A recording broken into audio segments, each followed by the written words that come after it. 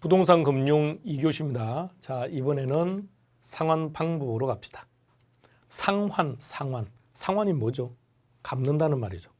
그러면 금융의 기본 전제는 항상 빌린다는 게 기본 전제죠.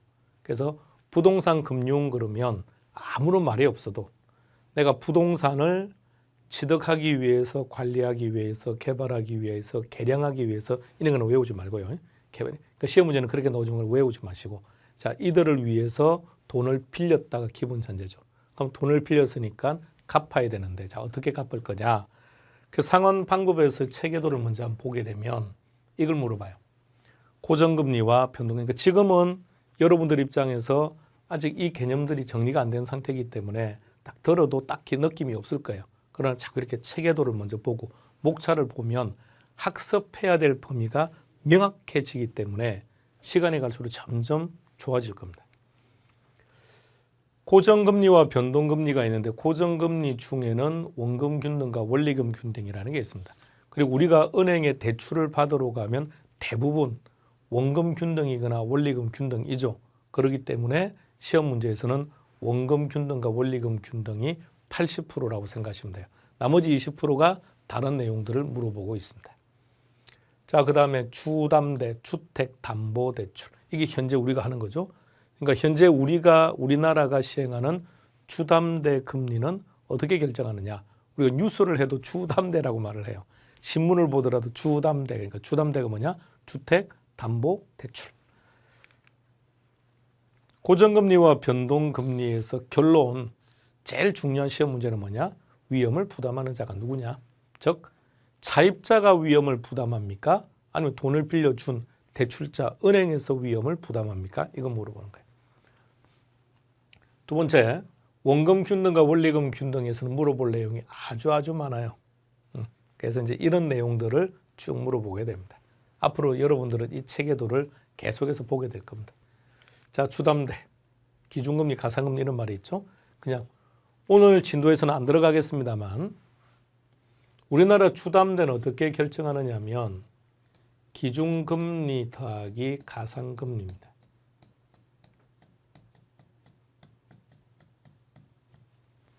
대출을 받는 시점에 있어서 동일한 시점에 대출을 받는다고 전제하면 대출을 받는 모든 사람들의 기준금리는 100% 똑같아요. 근데 가산금리는 제각각 다르다는 얘기죠. 왜? 신용상태가 다르니까요. 자, 그렇다면 단순 논리로 대출을 받는다면 언제 대출을 받는 게 제일 좋을까요? 내가 회사를 퇴사하기 직전에. 왜 그럴까요? 회사를 퇴사하기 직전이 나의 연봉이 제일 많죠. 나의 연봉이 제일 많다는 얘기는 나의 신용도가 제일 높다는 뜻이니까 그때 대출을 받는 게 상대적으로 부담하는 이자가 가장 낮다는 뜻이 됩니다. 자, 먼저 고정금리와 변동금리부터 들어갑니다. 자, 머리 맑게 합시다. 몸 푸세요. 자, 몸 푸시고 릴렉스하게 만드세요. 그리고 지금 칠판에 그림을 하나 딱 그릴 거예요. 이 그림이 똑같이 머릿속에 들어가야 돼요. 이 그림이 머릿속에 똑같이 들어가면 그러면 답은 아주 쉽게 정리가 됩니다. 하나하나 단순히 외우지 말고요. 자, 들어가 보겠습니다. 먼저 고정금리와 변동금리라는 개념을 설정하기 전에 명목금리는, 자, 명목과 실질의 차이점부터요. 명목금리는 실질이자율 더하기 인플레이율. 이거부터 먼저 기억합시다. 여러분들은 왕초보 과정은 다 보시고 오셔야 돼요. 왕초보 과정. 왕초보 과정이 말 그대로 초보라는 말이 아닙니다. 많이 풀어서 설명해 놓은 거예요. 많이 풀어서. 그러니까 대학 교재에는 이제 그런 내용들이 있다기보다는 뭐라고 해야 될까요? 한국은행에서도 여름방학, 요새는 이제 안 하고 있습니다. 코로나 때문에. 한국은행에서 여름방학, 겨울방학 때 이제 중학교 고등학생들은 초등학생을 대상으로 하기도 합니다.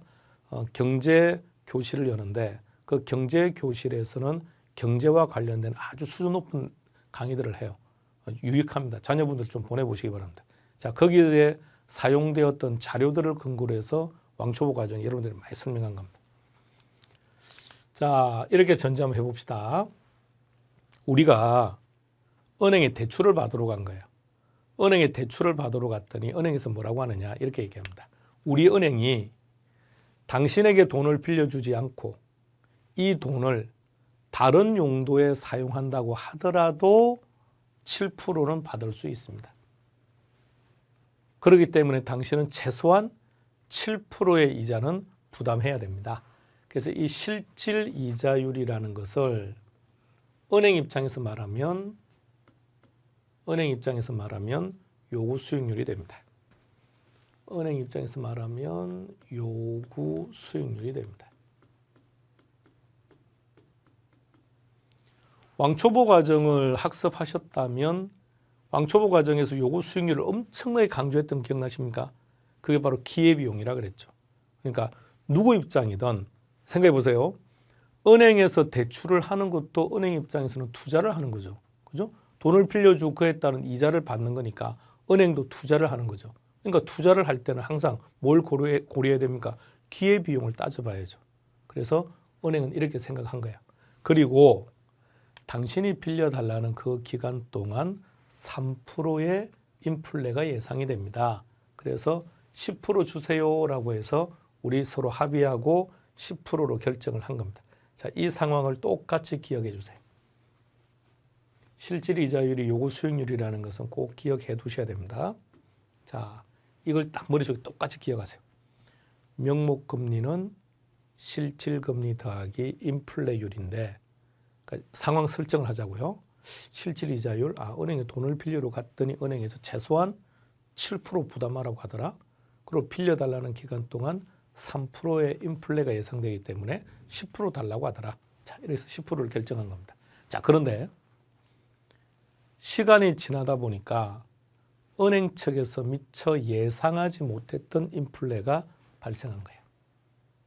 자, 이제는 이 박스 안과 아래쪽을 같이 보면서 한번 설정하세요. 자, 밑에 뭐라고 했습니까? 예상치 못한 인플레이션이 발생했다. 자, 그렇다면 고정금리와 변동금리의 차이점의 출발은 어디서부터 출발되느냐? 예상치 못한 인플레이션이 발생했다. 그래서 앞으로 여러분들에게 이 얘기를 계속 할 거예요. 문제를 풀 때 고정금리, 변동금리가 나오면 지문에는 인플레이션이라는 말이 무조건 나올 수밖에 없어요. 왜?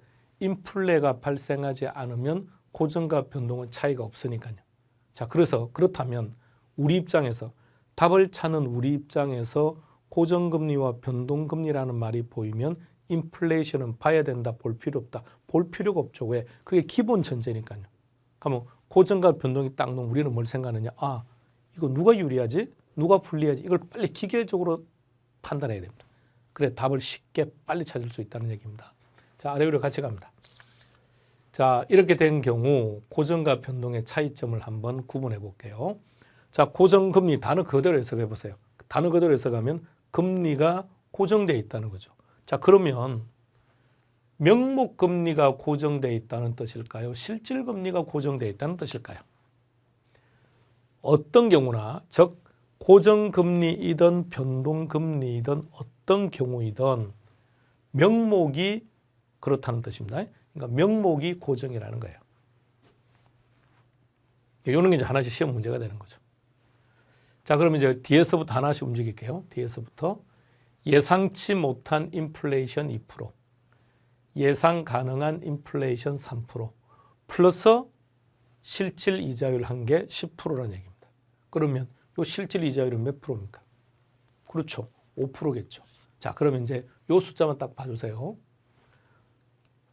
은행 입장에서는 최소한 요구 수익률이라고 했으니까 실질 이자율이 요구 수익률이라고 했으니까 최소한 얼마의 이자를 받아야 된다는 겁니까? 7%.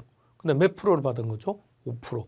그렇다면 고정금리를 적용하게 되면 실질 이자율은 하락한다. 자, 이렇게 되면 대출자는 유리한 겁니까? 불리한 겁니까? 그렇죠. 자, 여러분 우리가 상식적으로 자꾸 이렇게 강의를 하다 보니까 혼란을 겪는 경우가 있습니다. 그러니까 왜냐하면 그냥 우리가 보통 시장에서는 뭐라고 말을 하느냐면 대출자, 대출을 해주는 자와 대출을 받는 자다 보니까 대출을 받는 즉 차입하는 사람을 대출자라는 용어를 쓰기도 해요. 근데 그렇게 하면 안 됩니다. 돈을 빌리는 자는 차입자, 돈을 빌려주는 은행은 대출자입니다. 정확하게요. 돈을 빌리는 자는 차입자, 돈을 빌려주는 자는 대출자. 우리 시험에서 대출자는 한 사람이에요. 은행이에요. 사채업자 이런 건 시험 보면 안 됩니다. 자, 그럼 이제 따져봅시다. 그러면 고정금리는 최소한 7%의 수익은 얻어야 된다고 했는데 5%밖에 안 되는 거죠. 따라서 고정금리를 적용하게 되면 대출자가 유리합니까? 차입자가 유리합니까? 차입자가 유리하죠. 그죠? 차입자는 5%밖에 부담 안 했으니까. 자, 이렇게 되면 결과 누가 불리하죠? 대출자가. 따라서 대출자가 위험을 부담한다는 얘기입니다. 이번에는 변동금리로 가겠습니다. 변동금리라고 하는 말은 금리가 변합니다는 얘기죠. 그런데 무슨 금리가 변한다는 뜻일까요? 예, 무슨 금리가 변한다고요? 명목이. 그러니까 고정금리이든 변동금리이든 명목이 그렇다는 겁니다. 그러니까 명목금리는 다시 변동금리는 명목금리가 변한다는 건데 얼만큼 변한다는 걸까요? 예상치 못한 인플레이션만큼. 따라서 예상치 못한 인플레가 2%죠. 그럼 그 2%만큼 증가. 따라서 명목은 몇 프로? 12%. 자, 뒤에서부터 갈게요. 예상치 못한 인플레 2, 예상 가능한 인플레이션 3, 플러스 실질한 게 12%. 그럼 실제로 몇 프로? 7%. 따라서 변동금리를 적용하게 되면 예상치 못한 인플레가 발생하더라도 실질금리는 변화가 없다는 거죠. 자, 그렇게 되면 잘 생각해 보세요. 지금 예상하지 못했던 인플레가 발생을 했죠. 그럼 돈의 가치가 하락했다는 얘기죠. 돈의 가치가 하락했음에도 불구하고 돈을 빌린 차입자는 여전히 7%밖에 이자를 종전과 동일하게 7%만큼의 은행 입장에서요. 은행 입장에 7%만큼의 수익을 가져가는 거죠. 그렇다면 이 예상치 못한 인플레 위험은 누가 부담한 거죠? 차입자가. 여기서 용어 한 가지만 봐두시기 바랍니다. 위험의 증가라는 얘기는 어떤 거냐면 갑돌이가 부담해야 될 위험인데 갑돌이가 이걸 차입자에게 떠넘긴다는 것을 위험의 증가라고 합니다. 투자론 쪽에서 시험 문제가 잘 나옵니다. 용어 하나만 딱 봐두는 거예요. 그러니까 원칙적인 개념을 한번 생각해 보세요. 그럼 이런 경우는 어떨까요? 자, 이렇게 은행은 예상을 하고 10%의 이자를 결정했는데 시간이 지나다 보니까 은행은 인플레를 3%라고 예상을 한 거죠. 근데 실제로 발생한 인플레가 2%밖에 안 된대요. 그러니까 은행은 예측을 잘못해서 차입자들로부터 1%만큼의 이자를 더 많이 받는 거죠. 자, 그러면 실제 인플레는 2%밖에 발생하지 않았으니까 차입자들에게 죄송합니다. 인플레를 과다 예측했기 때문에 앞으로 이자율은 9%만 부담하면 됩니다라고 하던가요? 안 하지 않습니까? 그럼 은행은 이렇게 하지 않는다면 예상치 못한 인플레가 발생한다고 해서 더 많은 이자를 주세요라고 하는 것도 논리적으로 타당하지 않는 거죠. 자, 그렇다면 이 위험은 누가 부담하는 게 원칙? 은행이 부담하는 게 원칙. 은행이 부담하는 게 원칙인데 변동금리의 경우에는 이 위험을 누구에게 떠넘겨 버렸습니까? 차입자에게 떠넘겨 버렸죠. 그래서 변동금리는 위험의 증가라고 표현한다. 자, 그럼 이렇게 놓고 보면 은행 입장에서는 어느 쪽을 선호할까요? 은행은 변동을 선호하겠죠. 그럼 다시 말해서 은행은 고정을 싫어하겠죠. 은행은 고정을 싫어할 겁니다. 따라서 애초에 고정금리와 변동금리를 기준으로 이 상품을 발행할 때는 어떻게 하느냐? 그럴 때는 고정금리의 이자율이 변동금리의 이자율보다 초기 이자율이 높아요. 이 표현 아시겠죠? 예상치 못한 인플레가 발생하면 변동금리는 그때그때 이자율을 변동시킬 수 있으니까 상관이 없는데 은행 입장에서요. 고정금리는 예상치 못한 인플레가 발생한다고 하더라도 은행에서 그 위험을 떠안고 갈 수밖에 없기 때문에 은행 입장에서 위험 부담이 크죠. 따라서 초기에 이 상품을 발행할 때는 변동금리보다는 고정금리의 금리가 높게 발행한다는 겁니다. 자, 이게 고정과 변동의 시험 문제인데 결론은 뭐가 중요하냐? 고정과 변동의 10문제가 출제가 되면 9문제는 이 내용입니다. 오늘 우리는 딱 이걸 기억해야 돼요. 자, 이걸 지금 바로 기억하고 끝납시다. 자, 이건 정해진 법칙이니까 그냥 암기하시면 돼요. 자, 그러면 이렇게 나오죠. 시험 문제가. 고정금리를 적용한다. 또는 변동금리를 적용한다. 이렇게 문제가 나와요. 그러면 고정금리를 적용한다고 하든 변동금리를 적용한다고 하든 당연히 인플레이션이라는 표현이 나오겠죠. 근데 그건 보지 말라고요. 왜? 고정금리와 변동금리는 인플레이션이 기본 전제이기 때문에. 자, 그렇다면 고정금리 쫙 떠올리세요. 고정금리는 위험이 생기더라도 금리는 변하지 않는다. 그러면 차입자는 유리하겠죠. 반면에 대출자는 불리하겠죠. 따라서 대출자가 위험을 부담한다. 이 말을 다른 말로 바꾸면 차입자가 유리하다. 차입자가 유리하다. 요거 하나요. 자, 두 번째 변동금리.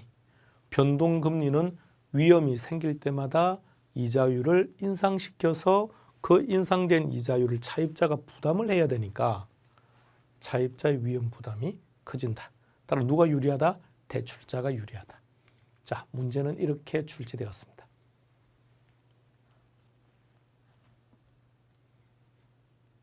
자, 시험장에서 이렇게 시험장에 고정금리와 변동금리가 단일 문제로 한 문제로 출제된 것은 32의 시험 보는 동안 딱 한 번. 그러니까 보통의 경우는 지문 한 개로 나오는 거죠. 자, 이렇게 만났습니다. 첫 번째 키가 뭘까요? 고정금리. 이게 첫 번째 키죠. 그러면 이 자리에 고정금리라고 되어 있던 변동금리라고 되어 있던 상관없이 지문 속에는 인플레이션이라는 말이 반드시 있겠죠. 그럼 그 인플레이션을 보지 말라는 겁니다. 자, 오늘은 한번 설명을 하는 거니까 한번 보세요. 대출 시점 예상 인플레이션보다 실제 인플레이션이 높다. 이게 무슨 뜻일까요? 그냥 인플레가 발생했다는 뜻이에요. 인플레가 발생했다. 그러니까 아예 볼 필요 없다는 거죠. 그러니까 대부분의 수험생들은 말입니다. 예상 인플레이션보다 실제 인플레이션이 높다. 이게 무슨 말이지? 이거 해석한다고 시간을 다 뺏깁니다. 그러니까 신경 쓸 필요가 없다는 거예요. 그러면 첫 번째 고정금리를 딱 찾고 두 번째는 무조건 누가 유리한지를 빨리 파악해봐요.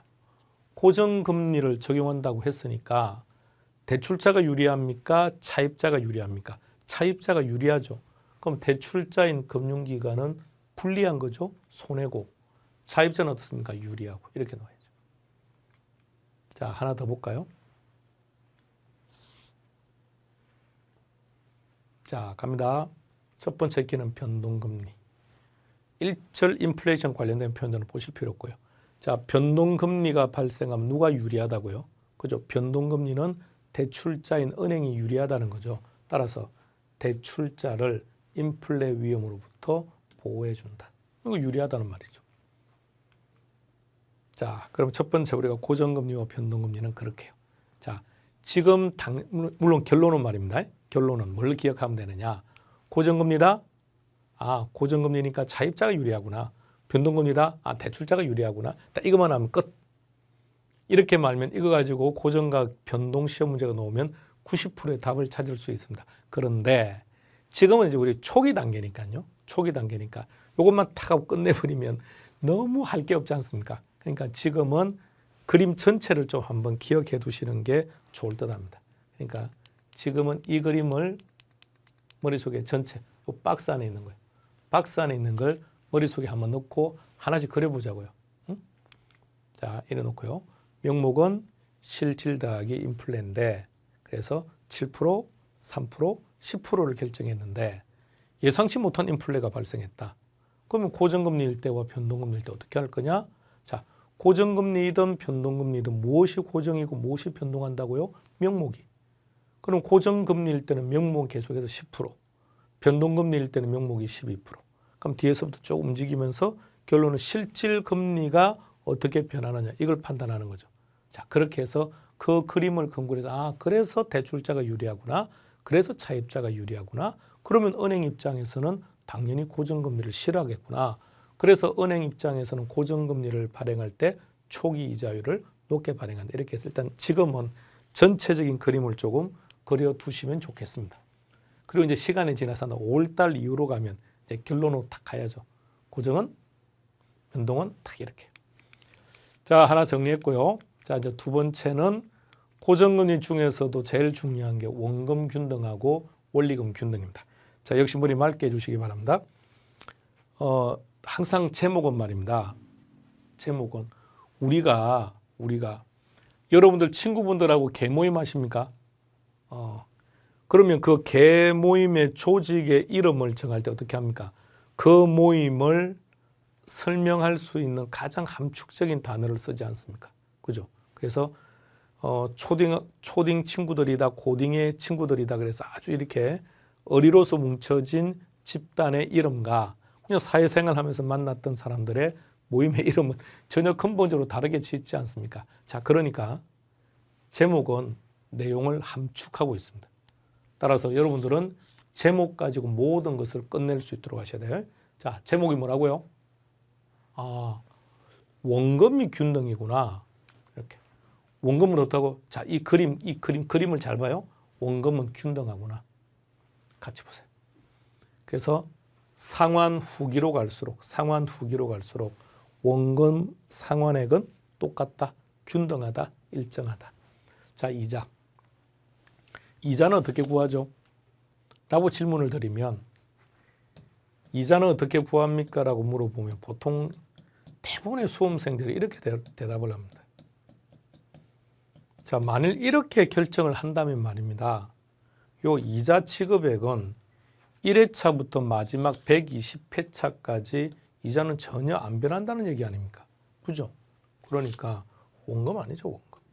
원금이 아니라 잔금이 돼야죠. 그리고 또 하나요. 원금은 어떤 경우에도 안 변합니다. 자, 우리가 가령 예를 들어서 은행에서 1억을 빌렸다. 1억을 빌렸고 나는 지금까지 3천만 원을 갚았다 그러면 은행 장부에는 뭐라고 기억되느냐? 은행 장부에는 차입액은 1억이고 그동안 상환한 금액이 3천이고 남아있는 잔금이 7천이다. 이렇게 기록되어 있다고요. 그러니까 차입액 자체, 대출을 받은 그 돈, 원금 자체는 전혀 안 변해. 항상 똑같아요. 그래서 항상 변하는 거는 뭐가 변한다? 잔금이 변한다. 잔금. 자, 이 개념 하나 기억해 놓으시고요. 이 정도는 상식적으로도 기억해 놓으셔야죠. 자, 그렇다면 원금 균등의 경우는 그림에서 보시는 것처럼 원금은 항상 똑같다고요. 원금은 똑같은데 시간이 가면 갈수록 잔금은 어떻게 될까요? 그렇죠. 작아지겠죠. 원금을 상환했으니까요. 시간이 지나가면 지나갈수록 빌린 금액 중에서 원금의 일정 부분이 상환되니까 남아있는 잔금은 시간이 갈 점점 작아지겠죠. 그럼 부담하는 이자는 어떨까요? 작아져야죠. 후기로 갈수록 이자 지급액은 체감한다. 그럼 이번에는 원금하고 이자를 합쳐서 뭐라 그러죠? 원리금. 원금과 이자를 합쳐서 원리금. 원리금은 어떻게 됩니까? 원리금은 감소한다. 감소, 체감 같은 말입니다. 자, 시험 문제는 첫 번째, 지금 보시는 이 내용 하나하나, 이 내용 박스 안에 있는 이 내용 하나하나가 다 시험 문제입니다. 그런데 박스 안에 있는 내용들을 활자별로 기억하지 마시고요. 그림을 기억하시기 바랍니다. 자, 다시 갑니다. 내용 들어가기 전에 그림을 연상하세요. 원금 균등과 원리금 균등이에요. 그럼 단어를 딱 가지고 생각해 봐요. 원금 균등. 원금은 항상 일정하구나. 원금은 일정. 그러면 시간이 지나면 그 원금만큼은 상환을 한다는 뜻이니까 그럼 남아있는 잔금은 시간이 갈수록 작아지겠죠. 그 잔금에다가 이자율을 곱해서 지급하는 게 이자 지급액이니까 이자 지급액은 시간이 갈수록 점점 작아진다. 그렇다면 이번에는 그 원금하고 이자를 합친 원리금. 원리금의 동의어가 저당 지불액입니다. 기억해 놓으세요. 원리금 상환액 이꼴 저당 지불액 이꼴 부채 서비스액. 용어들이 너무 많아요. 동의어들이 너무 많아요. 근데 실제 동의어가 아니라고 했죠. 이거는 자, 우리가 부동산학 개론이라는 과목에서 다루는 내용 중에 순수 우리 것은 우리 법밖에 없어요. 나머지는 모두가 다 미국에서 넘어온 겁니다. 그러니까 우리 시험을 출제하는 대학 교수들의 절대 다수는 99%는 미국 가서 학위를 받아온 분들이에요. 자, 그러면 영어를 우리말로 번역할 때 하나로만 번역하는 건 아니죠. 예. 아빠라고 번역할 수도 있고 아버지라고 번역할 수도 있고 어머니의 남편이라고 번역할 수도 있는 거 아닙니까? 자, 그러니까 용어 자체가 너무도 다양해요.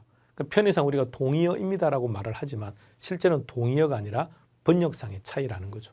그래서 원금 이자를 합쳐서 원리금 상환액, 저당 지불액, 부채 서비스액 또는 월불입액 이런 말을 쓰기도 합니다. 즐겨 쓰는 말이 세 가지. 원리금 상환액 같이 합시다. 원리금 상환액 시작. 원리금 상환액, 저당 지불액, 부채 서비스액 이 단어를 즐겨 씁니다. 자, 그럼 이 두 번째는 이제 원리금 균등으로 갑시다. 단어 그대로 해석해 봐요. 뭐라고요? 원금과 이자를 합친 금액이 똑같다고요. 자, 앞선 그림을 보세요. 원금하고 이자를 합친 금액은 시간이 갈수록 작아지죠. 근데 이번에는 그 원금과 이자를 합친 금액은 항상 똑같다는 거죠. 그런데 어떠한 상환 방식이든 시간이 지나면 지날수록 잔금이 작아진다는 것은 동의하시겠습니까? 그렇죠. 그럼 시간이 지날수록 잔금이 작아진다면 거기에다가 동일한 이자율을 적용했을 때 이자 취급액이라고 하는 것도 작아질 수밖에 없겠죠. 그렇다면 원리금 균등은 시간이 지나면 지날수록 이자는 작아져요. 이자가 작아진 것만큼 원금은 많아집니다. 이자는 작아집니다. 그러나 그 둘을 합친 금액은 똑같습니다. 이렇게 해서 뭐가 많이 정리가 되고 나면 왜 이렇게 복잡해? 라고 생각하지 마시고요. 하나씩. 자, 이게 첫 번째 형태. 첫 번째 형태라는 것은 뭐냐면 그 각각의 특징들을 시험 문제로 물어봅니다. 자, 이제 두 번째 스타일은 상호 비교. 채정식이라는 방법이 하나 있습니다. 그래서 원금 균등과 원리금 균등을 비교하거나 아니면 원금 균등, 원리금 균등의 채정식까지 추가시켜서 문제를 물어보거나 이런데 채정식은 일단 좀 더 미뤄놓읍시다. 어려운가요? 단어 그대로 보세요. 채정, 점점. 자, 이게 상환 기간입니다. 시간이 가면 갈수록 점점 상환액이 많아지는 방식. 이런 것들이죠. 초기에는 조금씩 상환하다가 시간이 지나면 상환액이 점점 많아지는 방식. 자, 신경 쓰지 마시고 채정식은 다음에요. 자, 둘만 딱 보세요. 자, 이제는 원금 균등과 원리금 균등을 비교할 겁니다. 그림을 봐주세요. 원금 균등과 원리금 균등의 1회차 이자 취급액은 어느 쪽이 클까요? 자, 다시 질문합니다. 원금 균등과 원리금 균등의 1회차 이자 취급액은 어느 쪽이 클까요? 자, 요 그림하고 요 그림을 서로 비교해 보세요. 이자가 어느 쪽이 더 큰 것 같습니까? 이렇게 생각해 보세요. 이자 취급액은 우리가 어떻게 구하기로 했었죠? 그렇죠. 빌린 돈 곱하기 이자율. 그럼 1회차라면 어떠한 상환 방식도 상환한 적이 없죠. 그럼 빌린 돈 어차피 똑같죠. 이자율도 똑같죠. 그럼 동일한 금액에 동일한 이자율을 적용했으니 1회차 이자 지급액은 동일해야죠. 1회차 이자 지급액은 동일하다. 중요합니다. 그리고 이자 지급액을 다양한 형태로 우리 시험에 이렇게 놓은 적이 있습니다.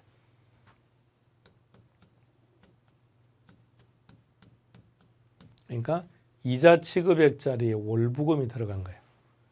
1회차 월부금은 동일하다. 올까요? X일까요? 그러니까 이게 내용의 문제가 아니라 용어의 문제예요. 이게 무슨 뜻인지를 모르니까 답을 못 찾는 거죠. 월부금은 여기 나와 있는 저당 지불액의 동의어입니다. 저당 지불액의 동의어. 그러면 원금 균등과 원리금 균등을 딱 보시면 1회차 이자는 동일한데 원금은 확실하게 차이가 나죠.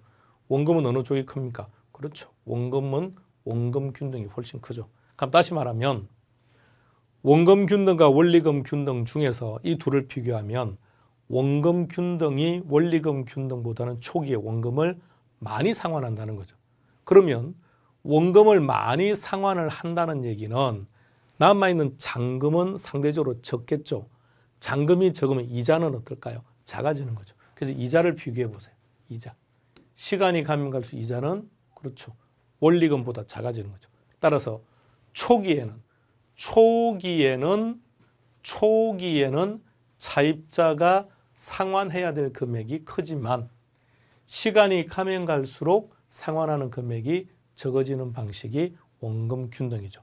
따라서 차입자 입장에서는 어느 쪽으로 상환하는 게 유리할까요?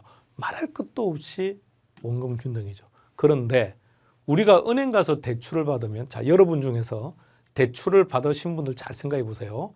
자, 지금 대출 받는 거 가서 서류 보고 가지 마시고요. 대출 받으신 분은 원금 균등으로 대출 받았습니까? 원리금 균등으로 대출 받았습니까? 거기서 어떤 방식으로 대출을 받았다고 딱 말을 하시는 분은 합격하신 분입니다. 합격입니다. 합격. 자, 어떻게 빌렸습니까? 원리금 균등으로. 은행에서 우리가 은행 가서 대출 받을 때 은행 그 데스크에 앉아서 상담하시는 텔러분이 원금 균등은 이러이러하고 원리금 균등은 이러이러합니다라고 둘을 비교하면서 자세하게 설명을 해 주시던가요? 아니죠. 왜 설명 안 했을까요? 그림을 잘 봐요. 은행은 말입니다. 은행은 돈을 빌려줄 때 이 원금에 대해서는 별로 걱정하지 않아요. 건저당이라고 해서, 이제 민법에서 건저당을 공부하실 겁니다. 건저당이라고 해서 담보의 120%까지, 심할 때는 130%까지 담보를 잡아요. 그러니까 내가 은행에 1억을 대출받아요. 1억을 대출받으면서 우리 아파트 10억짜리를 담보로 잡혀놓죠. 그럼 은행에서는 이 10억짜리에 대해서 담보를 잡을 때 우리가 대출 얼마 받았다고? 1억 받았죠. 그런데 서류상은 1억 2천을 잡아요. 왜 1억 2천을 설정할까요? 혹시라도 집값이 떨어져서 나중에 문제가 생길까 봐. 그러니까 은행은 이 원금에 대해서는 별로 관심 없어요. 관심 없다는 말은 안전하게 회수가 가능하기 때문에 원금은 별로 신경을 안 쓴다는 거죠. 그렇다면 은행은 수익을 높이기 위해서는 뭐가 중요합니까? 이자. 그럼 비교해 봐요. 전체 상환 기간을 놓고 보면 원리금 균등이 원금 균등보다 이자가 더 크죠. 그래서 은행 입장에서는 우리가 대출을 받을 때, 자, 여러분 고정금리는 이렇고 변동금리는 이렇습니다. 자, 그리고 고정금리에 해당되는 원금 균등과 원리금 균등 이런 차이점이 있습니다. 뭘 원하십니까? 이렇게 안 물어본다는 얘기예요. 안 물어보고 그냥 아무런 말도 안 하고 그냥 냅다 원리금 균등으로 대출을 받고 우리는 아무것도 모르고 그냥 온다는 얘기죠. 이제부터는 그렇게 하시면 안 돼요. 그리고 최소한 여러분 사무실에 찾아오는 고객이 대출을 받는다고 한다면 기본적인 멘토 정도는 해주셔야죠. 자, 그렇다고 해서 무조건 원금 균등을 추천하는 것은 안 됩니다. 원금 균등이 맞아요. 차입자 입장에서 부담하는 이자가 작다는 그 사실은 누구도 부정할 수 없는 진실입니다. 팩트입니다. 자, 그런데 그림에서 보시는 것처럼 초기 이자 부담이 원금 부담이 이 정도만 클까요? 아닙니다. 그래서 원금 균등은 원리금 균등과 비교했을 때 부담해야 되는 금액이 초기에는 많아요. 자, 우리가 보통 대출을 받으면 여유가 있는 상태로 대출을 받는 게 아니거든요. 빡빡하게 대출을 받아요. 근데 당장 다음 달부터 일정 금액의 자금이 상환이 이루어져야 되기 때문에 상환하는 금액이 커지면 차입자 입장에서 부담스럽죠. 그러니까 은행에서 원리금 균등으로만 설명하는 이유가 두 번째는 뭐냐? 첫 번째는 자신들의 수익 때문에 그렇고요. 두 번째는 원금 균등으로 설명해버리면 차입자가 상환해야 되는 금액이 크거든요. 그럼 차입자 입장에서는 부담스럽다는 얘기예요. 그럼 대출을 안 받으려고 할 수도 있다는 거죠. 그렇다 보니까 원리금 균등으로 간다는 얘기입니다. 그러니까 이렇게 가는 거죠. 대출을 받는 입장에서, 차입자 입장에서 우리 가족 구성원이 매월 일정한 금액을 안정적으로 가져오는 직업을 가지고 있는 사람이 있다라고 한다면 그러면 조금 부담스럽더라도 원금 균등으로 가는 게 좋겠죠. 근데 우리는 자영업을 하다 보니까 이 월수익이라고 하는 게 좀 들쑥날쑥하더라. 자, 그런 경우라면 그냥 원리금 균등 가는 게 좋아요. 잘못했다가는 신용 불량자가 될 수도 있으니까요. 자, 이런 개념. 그래서 두 번째 거 보세요. 1회차 원금 상환액은 1회차 원금 상환액은 원금 균등이 더 크다는 얘기입니다. 자, 세 번째 한번 보세요. 매기간 원리금 상환액은 원리금 상환액, 원금이자 합친 거요. 원리금 상환액은 초기에는 원금 균등이 많지만 후기로 가면 갈수록 원리금 균등이 많아진다는 거죠. 자, 그 다음 보세요. 매기간 원리금 상환액은 상환 후기에는 원리금 균등이 더 많다. 자, 이런 것들을 말입니다. 암기하시면 안 돼요. 아래 활자로 정리해 둔 것은 한번 경험을 해보시라는 거지 활자로 외우시면 안 돼요. 그러니까 그림이 머리에 들어가는 게 제일 좋아요. 그래서 제목을 기준으로 해서 그림을, 제목을 기준으로 해서 그림을 이렇게 기억하셔야 됩니다. 자, 마지막 하나만 더요. 우리 투자론 공부했었죠. 지난 시간에 화폐 시간 가치. 화폐 시장 시간 가치에서는 6개의 금융 개수가 나왔는데 그중에 저당 상수는 목적이 뭐였죠? 상환액을 구하는 거죠. 그러면 저당 상수라고 하는 것은 상환액을 구하는 금융 개수라면 상환 방법들하고 연결이 돼야죠. 그런데 저당 상수는 오로지 어떤 상환 방식하고만 연결된다? 원리금 균등. 중요합니다.